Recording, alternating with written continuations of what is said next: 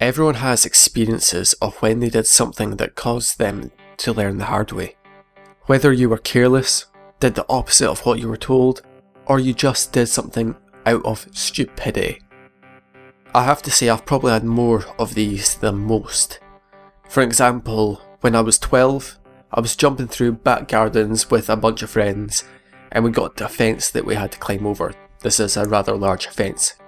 At the top, I slipped and my knee went into the spike. This left some permanent damage to my knee. But everyone has that really bad story. And of course, some are ridiculous. I'm one of those cases. In 2009, I move in with my partner and she decides to get a rabbit. About 2-3 weeks later, we notice that he has a problem with his ear. We take him to the vet and it turns out there's blood filling up under the skin. So every 2 to 3 weeks he has to get that drained. Everything's fine, but 4 months later, I get home, I take the rabbit inside. I lock him in the living room with me and I played a few games of World at War. I hear a noise behind me, look around, and the rabbit has gotten out. I must have left the door slightly open. So I go through and I find the rabbit on the bed. He decides to take a piss, and as I go up to him to try and get a hold of him to take him outside, he decides to run. He gets to the end of the bed and jumps, but the covers slip. He then falls headfirst onto the ear that has the blood in it.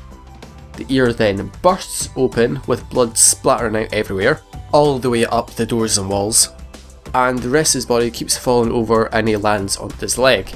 So, thinking that's all that happened to him, I pick him up and take him through to the bathroom to try and get the blood cleaned off him. But I realise one of his hind legs are hanging. I check to see what's wrong with it and find it's broken. I panic.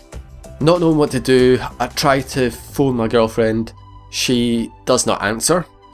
I then have to phone her mum. She answers, I tell her what happened. She's obviously sceptical, and she says they're coming down. They come in, they see the damage. My partner's dad has a go at me, and then we take the rabbit to the vets. I get told to stay in the reception with my partner's mum as her dad goes through with the rabbit. About 10 minutes pass and he comes back through with the vet and tells me that he has to get an operation to remove the leg.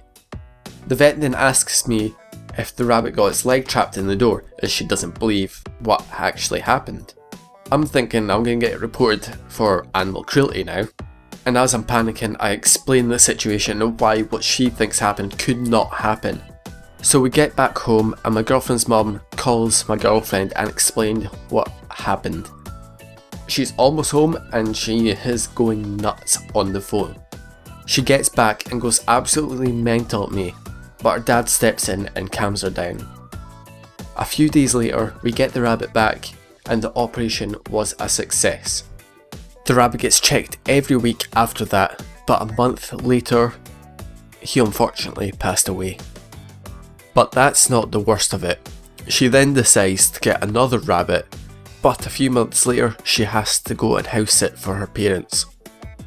On one of the days that she's away, I wake up late for college, so I rush there, forget to check the rabbit in the morning, and when I get back, I'll look in the hutch to take him in, and I discover that he is dead.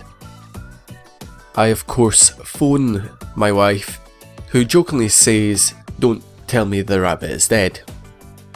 So of course I wasn't expecting her to say that, and because of how nervous I was about phoning in the first place, I just didn't reply. So as much as my wife now wants a rabbit, it won't happen as she doesn't trust me to look after one, as she thinks the same thing will happen again. So that's what's happened with the rabbits. I've got to say I have learnt a lot from this, but mainly beds and rabbits don't go together very well.